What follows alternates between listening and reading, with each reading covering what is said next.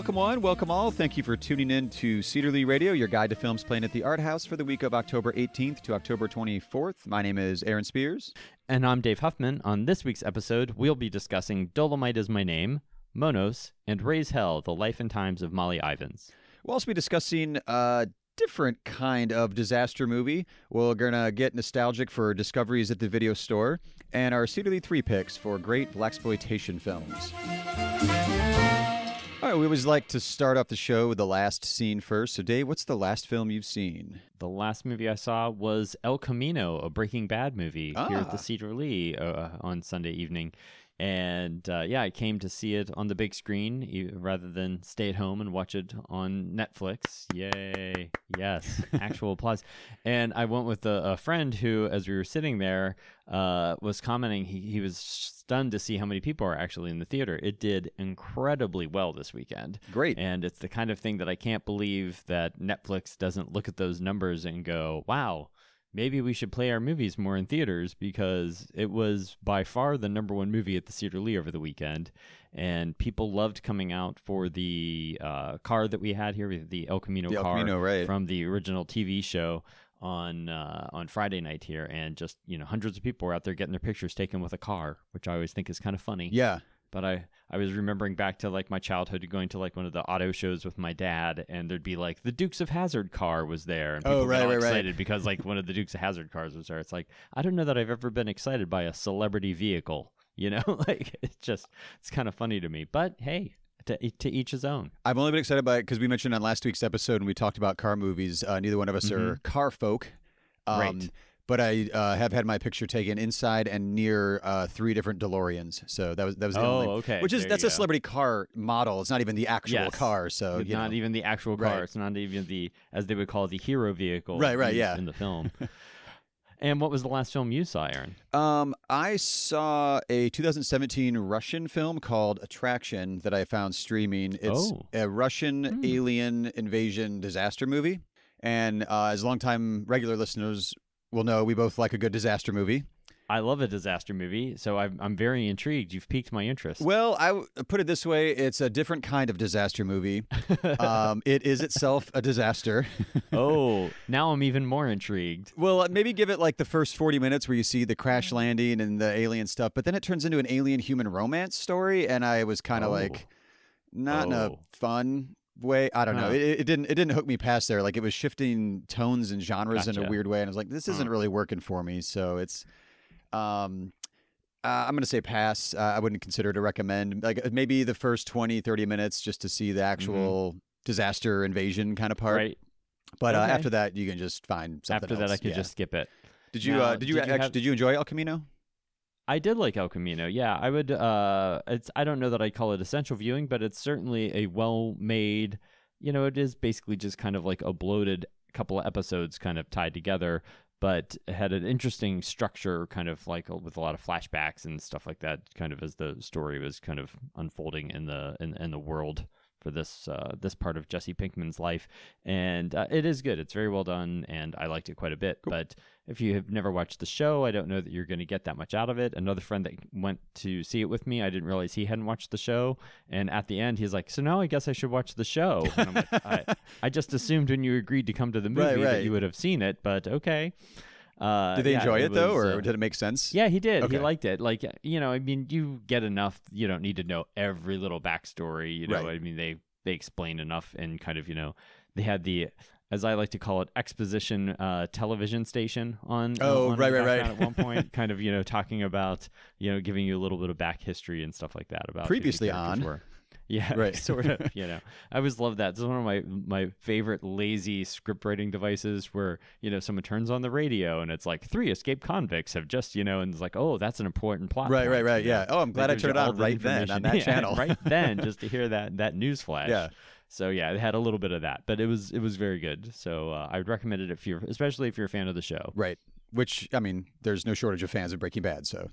Obviously, based on the number of people that came to see it this weekend. And as we mentioned on last week's show, but hopefully, like you said, I can't remember how you phrased it. It's Netflix, or you said Netflix is just leaving money on the table by not utilizing this limited theatrical window. Obviously, it concentrated the fans to come out in just this 3 days because you didn't have all week long to see it. So hopefully they'll realize that that's an option. Yeah, yeah. For not every one of their movies probably warrants having a theatrical release, but certainly their prestige titles, they really need to. And obviously this week we're opening another one. We'll be talking about that in just a moment too, I think. So yes.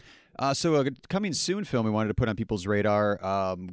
It's one of those, I think, right now, I don't know, maybe like the top of the list for the fall, prestige movies that are coming out. Yes, absolutely. We have Parasite opening on November 1st as of right now. That one, I was just looking up real quickly. It's 95 on Metacritic, 99 Rotten Tomatoes. The scores and reviews that are in early from its festival run are, they're all phenomenal. Like everybody is just raving about, like, this is one of those top tier movies to beat for the Best Picture race this year. And advance tickets are actually on sale for it now. So if you are dying to see it, you can get your tickets in advance so you can make sure you have a good seat. I think, as we mentioned previously, the worst thing that happens if you get your tickets ahead of time is you've got a ticket. Yeah, you have a ticket. Doesn't hurt. So there you go. Plan accordingly. We'll be right back with the new films opening this week at the theater.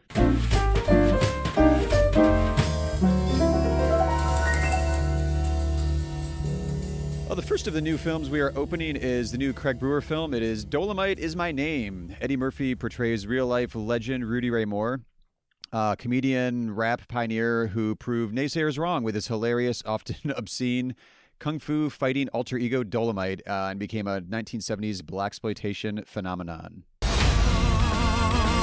He's back. What you do to your hair? You look like a pimp. It's all pretend. I just created a character. Dolemite. You a trip. Pull on that. Oh, that's a weed. That's right. Whatever it takes, I'm ready to do it. I got to be totally outrageous. It's filthy. You've got a product here that you can't sell or promote. All my life, people been telling me no. Rudy, sometimes our dreams just don't come true. A man slam a door in my face, I just find another door. I want the world to know I exist. You can write. This ain't funny. And it ain't no brothers in it either. If I get up in that light with my own movie, I could be everywhere all at once. Let's bring Dolemite to the screen. So as I mentioned just a few moments ago, Dave, the whole Netflix putting content into theaters finally seems to be a settled issue. This is one of their films, with first of several this fall that are coming out that they are putting in theaters to get a good, solid theatrical run going ahead of its streaming debut. Exactly. I think they're positioning certain films for Oscar consideration, obviously, and so they want to make sure that people are seeing them, conclusively as cinematic movies, not just, straight to video kind of quality or something. So it's also a bit of playing ball with the industry because you have to have a theatrical run to kind of qualify for some of these awards. Those are the rules. Yep. And this movie is certainly got a very good chance at a couple of Oscar nominations, including Best Actor for Eddie Murphy, and certainly costume design. The costumes in this movie are amazing. So it is just, I think the period detail, I always kind of get tired of every year. I feel like the best costume nominations are always, I feel like they just nominate the exact same costumes every year, whatever. Yeah, like the British period drama. Gorgeous Downton Abbey style. Yeah, I mean, they're all amazing, and I know there's so much meticulous work goes into it, but I feel like I've seen that 1,000 times. Right. So at least this is a different period that is being recreated in the most colorful, like, garish way. Oh, yeah. And think of how much fun it probably was for the costume designer to, like, have to design all these, like, pimp outfits for for sure. Eddie Murphy to wear as Dolemite. And how much fun it would be to wear it and how it would feel. Exactly. It would really help transform your role. As an actor, as soon as you put that on, you're like, I am this person, and 100% you get a lot of it. A lot of that swagger comes from the clothes. So they are integral to that movie. And of course, Rudy Ray Moore is a Cleveland native. So he grew up here and then started his career here and actually sadly ended his life down in Akron. He did not end his star had certainly faded, and his finances were not great towards the end of his life, and he was sort of kind of forgotten about towards the end there. So it was nice to see that this movie is kind of paying tribute to this very iconic character, the character that he created, Dolemite. We showed Dolemite a few years ago for the Melt Bar Grill Late Shift, and not too many people came out to see it. I was a little disappointed because I'm a huge fan of Rudy Ray Moore movies and Blaxploitation films, so I was hoping we'd get a bigger crowd for that. But now I think after the renewed interest after this film, I think people are going to be discovering a lot of really fun kind of, they're certainly not good movies, but they're very entertaining. Oh, they're very entertaining. Movies. Yeah. To be continued momentarily when we get to our Cedarly 3 picks for this week when we talk about Blaxploitation films. You mentioned the kind of Oscar prospects because we are in that season of release films being released right now. The screenwriters behind this one are the screenwriters behind Ed Wood and the Andy Kaufman Man in the Moon biopic. So they're definitely, it's sort of in their wheelhouse of writing biopics, and they really know what they're doing as far as structuring biopics. Do you focus in on just a small portion of someone's career? They seem, their brand seems to be very good at kind of covering a large swath of someone's career and not just kind of, focusing on a very small, narrow portion of someone's career there. It's also Craig Brewer, who I fell in love with Hustle and Flow when that was his second film that came out, that it was like, holy cow, this is a great raw talent as far as a director goes. And then did Black Snake Moan, which is arguably a contemporary Blaxploitation kind of movie. Which is sort of like his homage to those types of films. To the genre, So it's really awesome to see him now going back and being able to direct, a full biopic of one of like the key figures of that movement that he's clearly a fan of. We won't discuss that he went on to do the Footloose remake and some other dicier stuff, but back in true form, I think, right now with Dolemite is my name. And the next film we're opening is Monos, directed by Alejandro Landes, and this is a new drama on a faraway mountain. 8 kids with guns watch over a hostage in Latin America, which just immediately screams Lord of the Flies, right? Like it has that. It is very supposedly very loosely based on Lord of the Flies. Yeah. It is it is about kids left to their own devices. When I say kids, they're not like little kids; they're like teenagers, right? And they're watching a hostage played by Julianne Nicholson, and it is a very physical performance by her. Like she is just kind of beat around quite a bit, and out in the jungle fending for herself at one point. And the kids, just like anything, whenever someone gets a little bit of power and gets isolation and starts to have authority over people, you see the kind of descent into that, and you see the kind of shifting power struggle between alliances within this little group of child soldiers that are certainly put in a position above their years, defending this little mountaintop and guarding this hostage that they have. It's a beautiful, beautiful movie, very cinematic. Like the cinematography is just gorgeous, and I can't recommend it enough. I think this is, when we're talking about Oscar contenders, I'm not sure if it's the official submission, but it is just a beautiful, beautiful film. So I think that this will be another one that's going to pop up on a lot of people's top 10 lists for the year.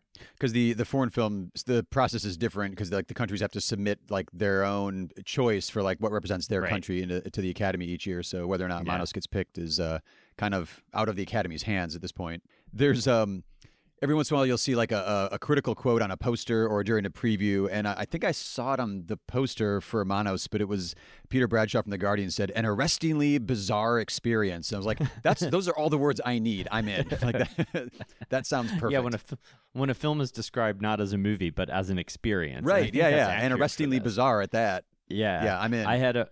I had a friend that I was going to watch I had the screener for it, and I was going to say, I got the screener for this movie, it's supposedly really good. And I showed her the trailer, and she was like, no, it looks like it's probably really good, but I can't watch that because like she was a little too bothered by the whole concept of like child soldiers and all this stuff. But it really isn't, it's got some violence in it, but I think the trailer makes it seem a little bit more... It is pretty menacing, but it's menacing because it should be. You know what I mean? It's appropriately disturbing when it needs to be disturbing. It's never exploitative at all. Me personally, there was a bit of animal violence in it that I didn't really care for because part of what they're also guarding is a cow that accidentally gets killed, and it's a little I don't deal well with the slaughter of animals. Right. So. But whenever when humans are dying in the film, I don't seem nearly as bothered. So what does that say about me? I don't know. Well, moving on. Well, I think it's because I know they didn't actually kill a person. I think that's I know that that's not real.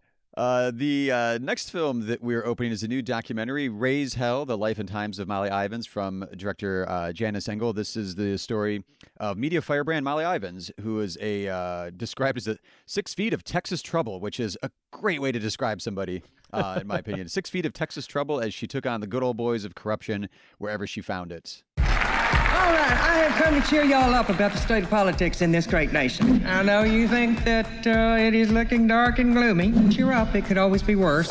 You could be living in Texas. I bring to you our own Molly Ivins. Molly Ivins appeared in papers all over the country. How many legendary print journalists are there? I'm a Texan. I drive a pickup truck. I drink beer. I hunt. I'm a liberal. So what? Molly came in like a house of fire, making riotous fun of the legislature. Representative so-and-so has the IQ of an adolescent pissant. I see him in the Capitol the next day, and they say, baby, you put my name in your paper. I accidentally became an authority on George W. Bush. Like the guy who climbed Everest, it was there. The people who Molly took apart were the right people to aim at, and they knew it. What's your take on Newt, the draft-dodging, dope-smoking, deadbeat dad who divorced his dying wife? Molly could be very rough on progressives. In my opinion, the Democratic leadership is gutless to an extraordinary extent. So this documentary won one of the audience awards at South by Southwest this year, which, makes sense. Local, Texas sure. writer, Playing hero, does well. Playing to the home crowd. But it's also from Janice Engel, the director. She's won, I think, a couple Cable Ace Awards. She's done a lot of kind of expose TV documentaries, all the way going back to like the late 90s. So this is, very comfortable territory for her, but being a theatrical release, big screen documentary event as well. I actually read one of Molly Ivins' books, which I had totally forgotten about back during the George W. Bush administration. She had a book called Bushwhacked with a very different Lou Dobbs, in my opinion, from where he's at right now politically. But she has a very engaging, really engaging, just witty, straight, cuts right to the point kind of writing style that was immensely readable. And I'm really looking forward to seeing this film. Well, I know in the film she says that she kind of accidentally became an expert on George Bush. She wasn't, I don't think it was her intention, but, when you're so much rooted in Texas politics and then he becomes the president, you already have a lot of history. And so it was why she ended up writing that book. Right. No, I mean, it's just one of those, the universe just sort of aligned for her when he was elected president. And the way she followed his administration was dogged. She's no longer with us, but I imagine what she would have to say about our current political situation. It would be entertaining, and she shed a very honest light on things. Oh yeah, very much so. Yeah. Well, the last one we want to talk about this week is one not opening at the Cedar Lee, but it is going to be opening at some of our theaters like the Capitol and Chagrin and Tower City, and that's Zombieland Double Tap. We wanted to give this a little quick shout out as we're coming up on Halloween, so it's zombie season, I guess. And this is the sequel to the hit from 10 years ago, directed by Ruben Fleischer, about a band of zombie slayers that are surviving. Expanding their universe? Yeah. Well, in this one they do, because this has evolved zombies, and so now they have to figure out how to fight some evolved zombies after the zombie apocalypse. We will be right back with our Cedar Lee 3 picks for this week.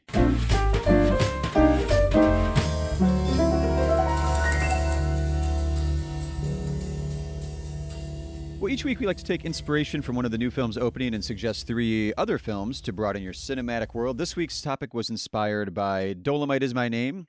So obviously we are jumping headfirst into great Blaxploitation films. I kind of just want to say, Dave, take it away, because I know this is a personal favorite genre of yours that you've dived into quite deeply.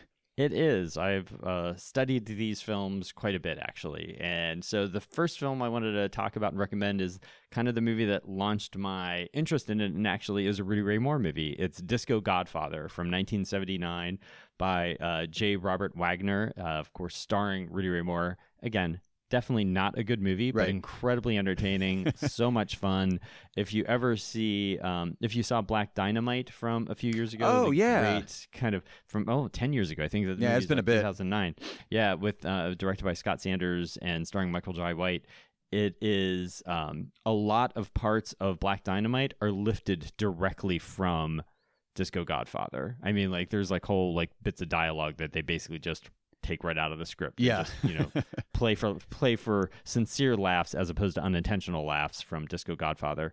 But it's just a really kind of great little slice of life about a disco DJ who's fighting to get smack or whack.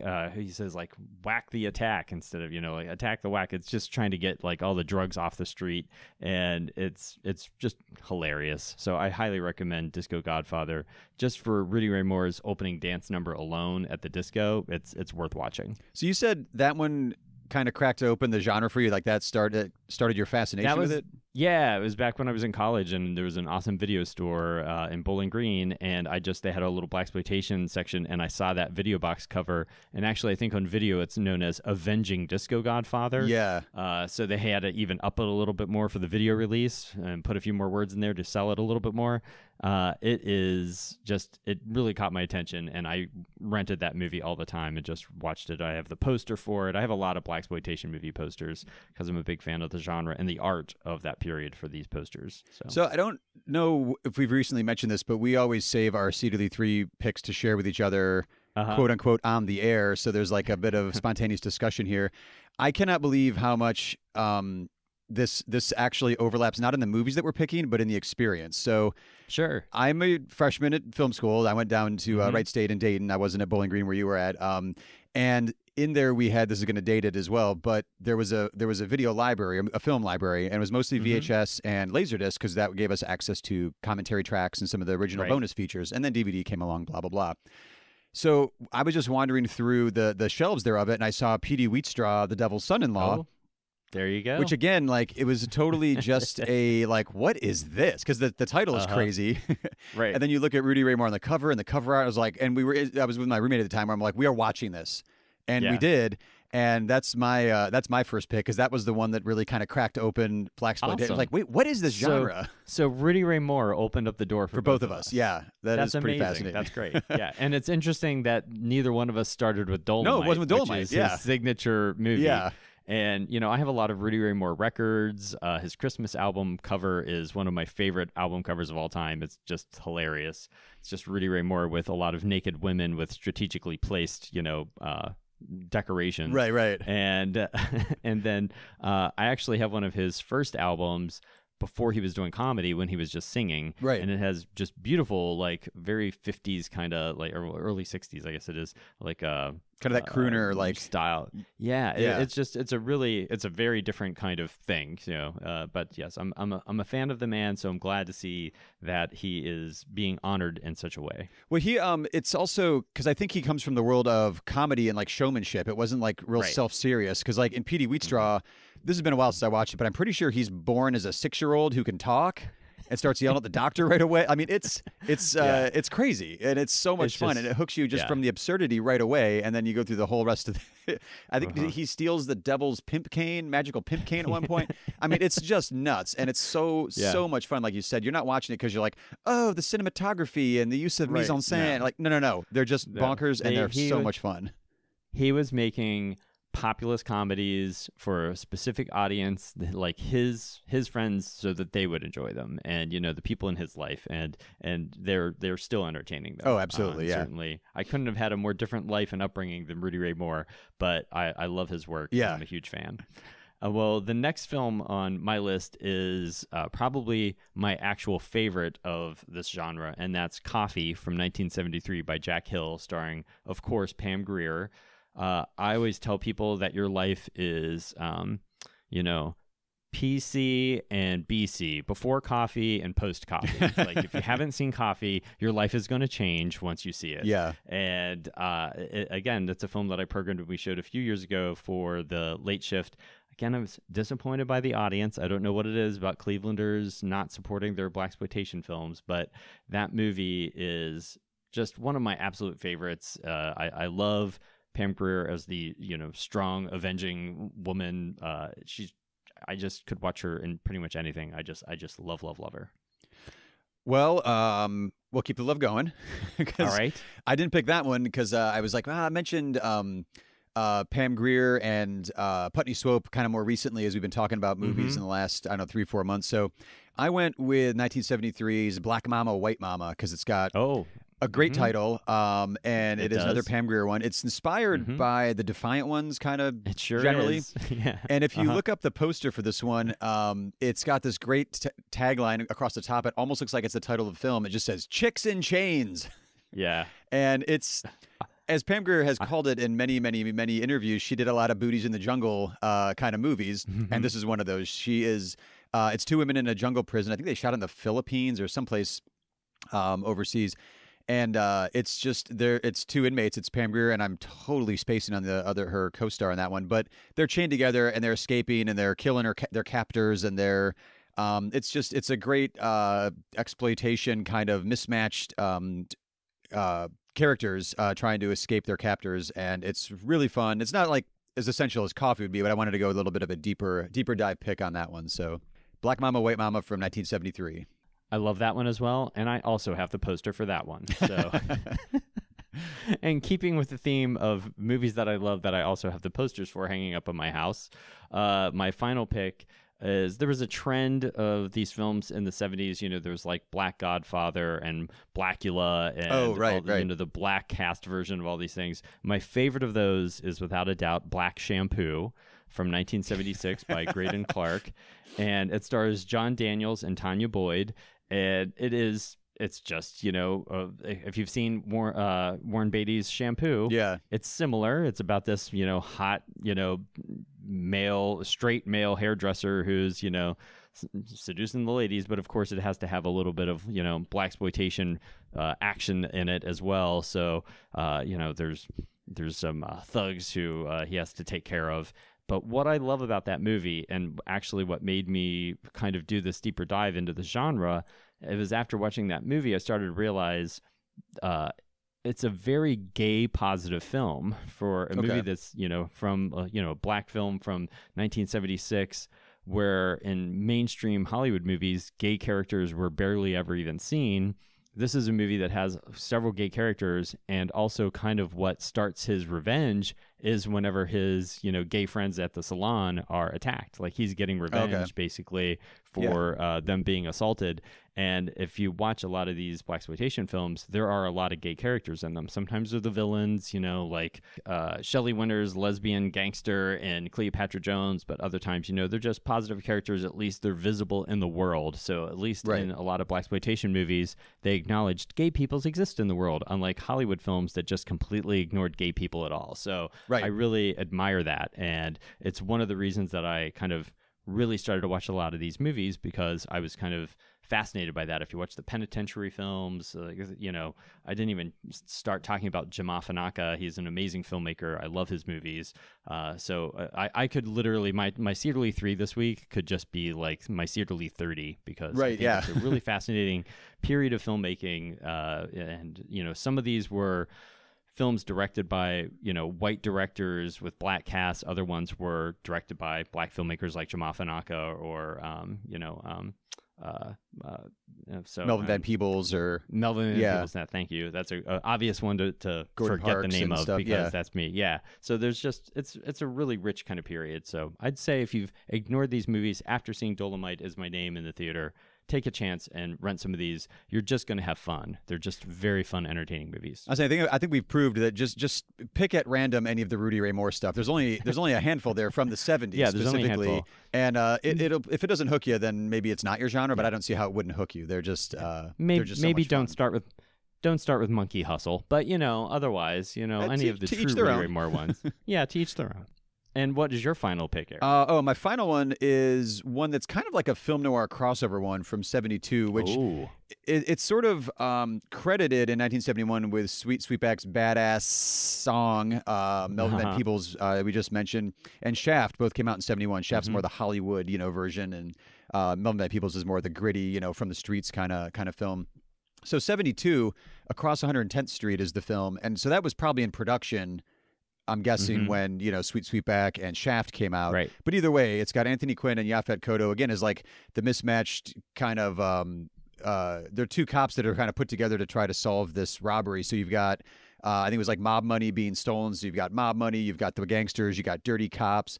You're set in this like gritty, like dirty 70s Harlem area. Like that New York City in that time period is just so like, taxi driver level grimy, that it's just fun to see. Sort of like they're all just kind of anti-hero-ish characters. I guess Yaphet is kind of like the straight and arrow kind of cop, but he's trying to navigate this world that's just so duplicitous, and there's backstabbing, and he's working with Anthony Quinn plays like one of the kind of, that's a weird sentence to think of, great racist characters in movie history, because he's like the the Italian American kind of racist guy from New York City who's a cop and is kind of caught up in the cops and criminal underworld, and it blurs the lines quite a bit, but it's a really fun one, and it's got a great I'm trying to think of the artist theme now. song? Bobby Womack. Yeah. The theme song is the title of the film, which Quentin Tarantino paid homage to quite literally in Jackie several Brown, scenes in Jackie Brown.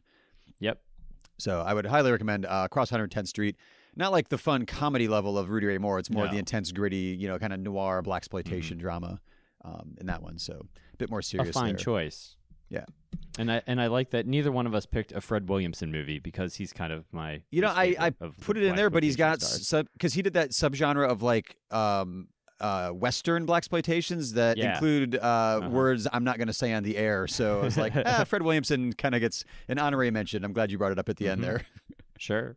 So in next week's episode, we will be discussing The Current War, the director's cut, and The Lighthouse. So next week, Cedar Lee 3 is inspired by The Lighthouse. We're going to take a look at modern black and white films, because there's interesting kind of sub-genre of art films. Well, not even just art films. There's a few kind of mainstream films, if you go back the last 20, 30 years, that filmmakers are deliberately choosing to shoot in black and white, as is the case with The Lighthouse. So if there's any, kind of modern black and white films you would like to send our way, submit your picks at Cedar Lee Theater using the hashtag CedarLee3, the number 3. But before we sign off for this week, we do want to let you know about a few special events we have coming up this week. And first up, we have Fathom Events presents QT8, The First 8, which is Monday, October 21st at 7 p.m. This is a new documentary by Laura Wood about Quentin Tarantino, with interviews with many of his biggest stars from his films. And Wood previously co-directed the film 21 Years, Richard Linklater, so she's definitely a deep dive on some legendary filmmakers. Next up, we have Mountaintop on Tuesday, October 22nd at 7 p.m. This is a new documentary about Neil Young and Crazy Horse recording their first album in 7 years. And we have our next National Theater Live presentation of A Midsummer Night's Dream. That's Wednesday, October 23rd at 7 p.m. This is Shakespeare's whimsical comedy starring Gwendolyn Christie from Game of Thrones. And up next, we have what we'd like to do as much as we can at the theater is get some anime on the big screen, because you don't get to see anime on the big screen all that often. This one is One Piece Stampede, is showing in the subtitled version Thursday, October 24th at 7:15 p.m. And this is the subtitled version, and we had recently just shown another One Piece film, One Piece Gold, I think last year maybe. So it's continuing in that same One Piece world of anime. And then I wanted to give a quick plug to an event that's happening over at our Capitol Theater on October 22nd. We have our final film in our fall doc series, and it's called Fantastic Fungi. And it is a new documentary all about fungus and mushrooms. And we've got partnered up with the Cleveland Museum of Natural History. They're going to be leading a Q&A with some members from the Ohio Mushroom Society, as well as we're going to have the executive producer of the film, Marcina Hale, is going to be there. So we've got a lot of people going to be there for a Q&A after that film, and a lot of tickets already sold. So if you're interested in that, it's a really interesting documentary. I'd highly recommend it. And that's, again, October 22nd at 7:30. As always, thank you for tuning in to Cedar Lee Radio and lending us your ears this week. All the music heard on the show is original music written by Grant Heineman and performed by the New Heights Jazz Ensemble, used with their permission, of course. Visit clevelandcinemas.com for correct showtimes and to purchase advance tickets. Also, there are links in the show notes. You can use those if you'd like as well. Follow us on Facebook, Twitter, and Instagram. We are at Cedar Lee Theater, spelled with an R-E at the end because we're fancy like that. Don't forget to subscribe to the show wherever you find your podcast, and while you're subscribing, leave us a rating and review, or better yet, tell a fellow film geek about the show. We'll see you at the movies.